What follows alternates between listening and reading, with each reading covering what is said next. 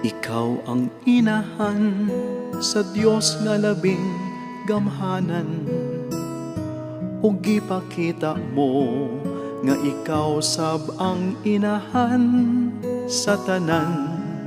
Pinaagi sa imong pagpakita sa milagro ngadto sa usa ka tawo nga yano lang ang trabaho.